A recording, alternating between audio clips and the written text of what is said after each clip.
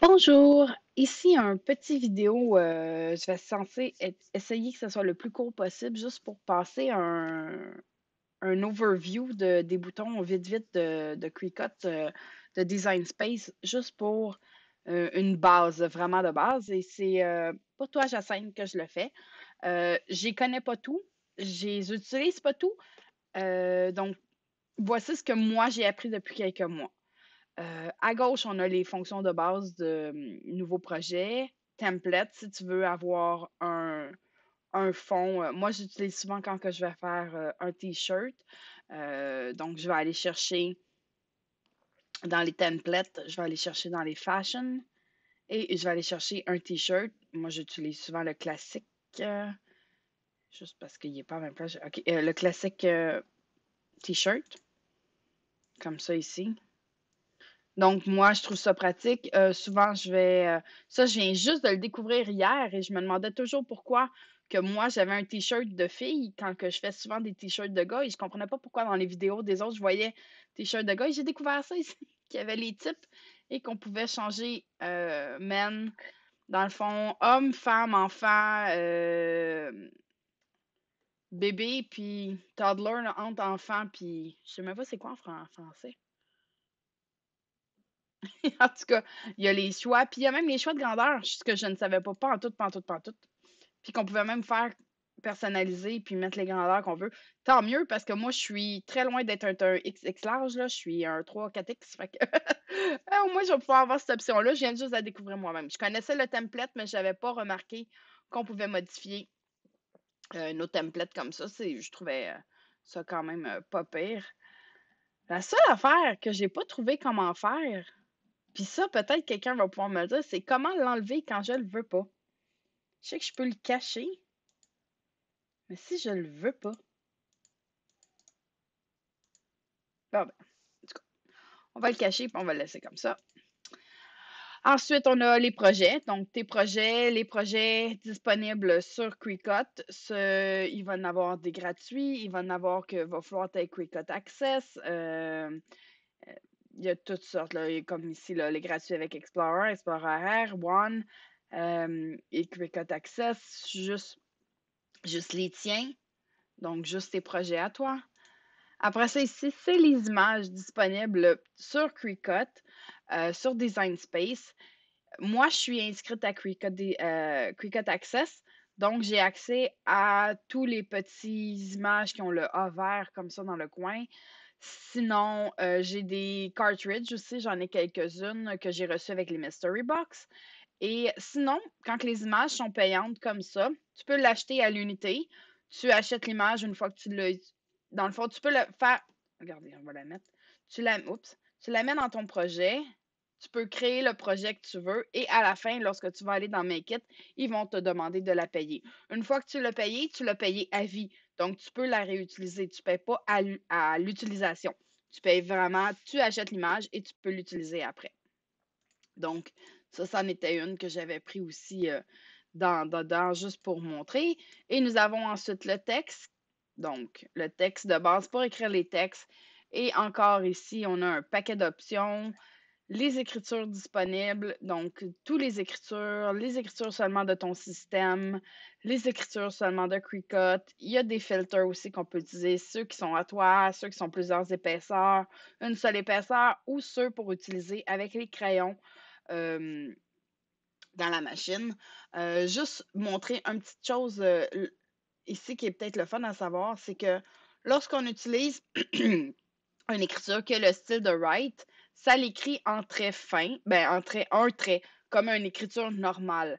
Si on utilise l'écriture qu'on utiliserait normalement pour faire couper autour et que seulement on vient ici, ce que je vais revenir dans le layer tantôt, et qu'on vient changer pour écrire, ça va écrire les contours. Donc, plusieurs personnes se demandent pourquoi que quand j'écris, moi, ça l'écrit juste, ça fait le contour, ça remplit pas. C'est parce que c'est une écriture de coupage et non pas d'écriture.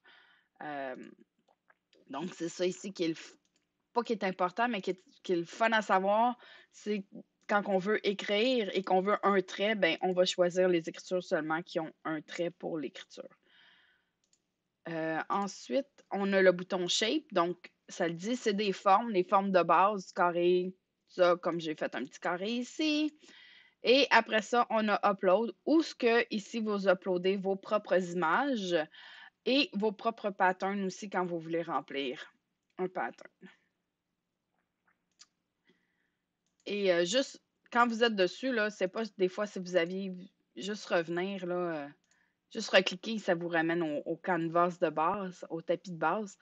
Ensuite, les fonctions de base, revenir en arrière, retourner en avant, sélectionner tout, éditer, copier, coller, les aligner. Ça, souvent, je vais utiliser enligner là, quand je veux que ça soit vraiment centré. Ou,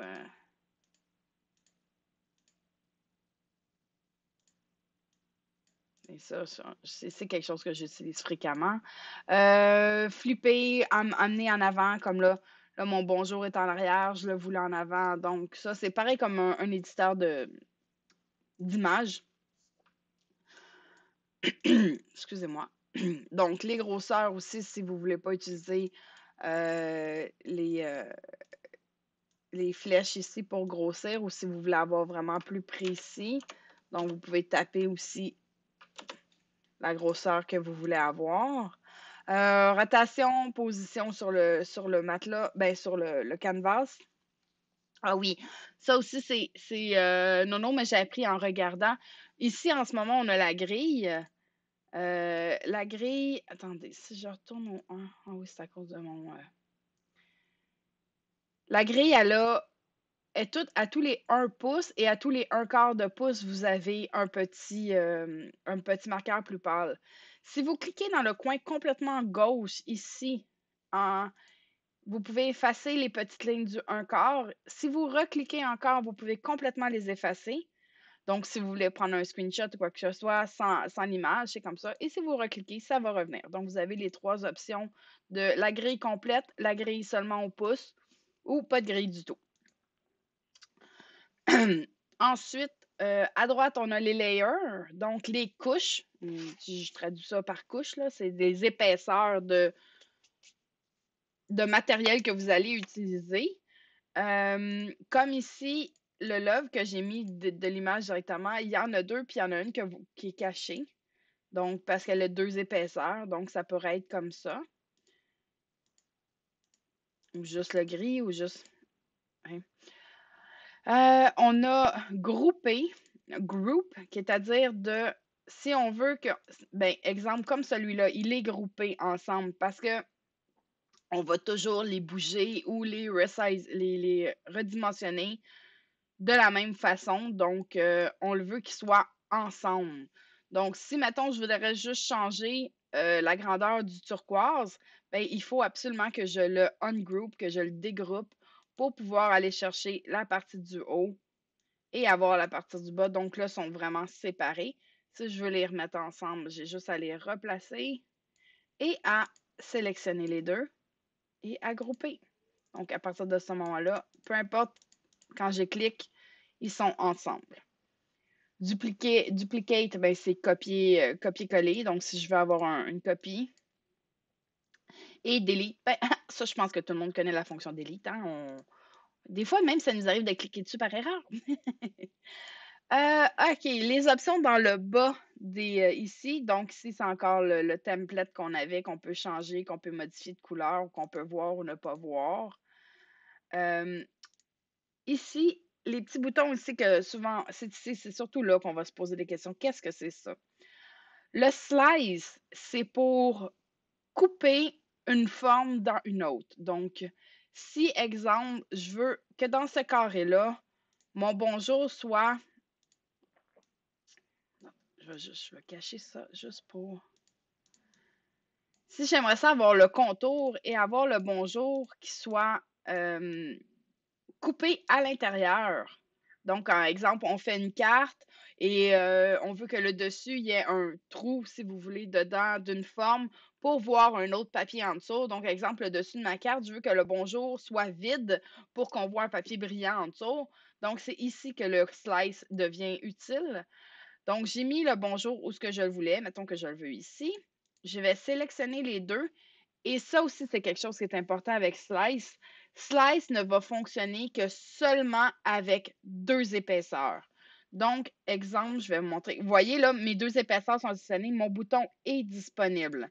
Si, exemple, je remets ça ici, donc on s'entend déjà que mon groupe a deux épaisseurs et que, mettons, je rajoute le carré parce que je voulais, Slice ne sera pas disponible. C'est toujours seulement deux épaisseurs à la fois. Donc, si je veux ici, et je vais faire Slice, donc là, ça va me donner des résultats de coupe, comme qu'ils disent. Donc, si je tasse, vous voyez mon fond brun. Là, ici, je vais avoir deux bonjours parce que dans le fond, j'ai mon bonjour original qui est en noir et mon bonjour en gris qui a été retiré de mon fond gris. Donc, ça, j'en ai pas besoin. Et voilà, et vous avez une carte avec un trou dedans. Vous pouvez faire ça avec n'importe quelle forme. Le weld, c'est l'inverse à côté. J'aurais pas dû. Attendez, je vais juste ramener mon bonjour. OK. Le weld, c'est la même chose à côté, mais c'est l'opposé. Donc, exemple, je voudrais. OK, normalement, vous auriez fait back, là, retour en arrière pour vous effacer, mais là, c'est juste pour vous montrer que si je voudrais le remettre, là, c'est sûr que ça ne sera pas parfait. Et le weld ici est surtout utile quand vous utilisez l'écriture comme mon bonjour et quand vous voulez avoir, quand vous utilisez une écriture écrite ou même une écriture lettre attachée, excusez-moi, je cherchais ce que je disais. Une écriture en lettres attachées et que à. Attendez, je vais faire celle-là, là. Je vais vous montrer ce que je veux dire, puis après ça, je vais aller sur l'écriture. Je choisis seulement toujours deux layers seulement et je fais weld. Eh bien, c'est redevenu en un seul monceau. Ah, ça fait cute quand même. Mais ce que je voulais dire, c'est, exemple,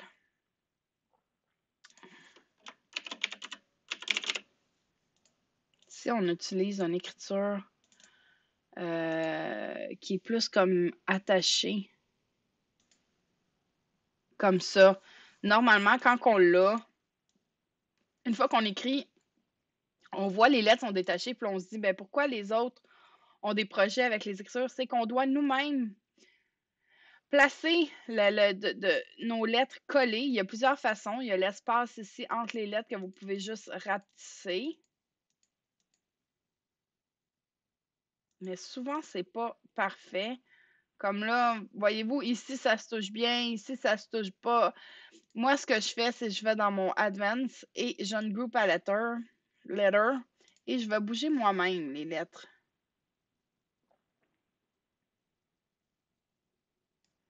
Voyez? Là, je vais prendre ces deux-là, je vais le bouger un petit peu. J'aime beaucoup partir de la fin et... Oups! Partir de la fin et me tasser vers la gauche tranquillement, pas vite, avec mes...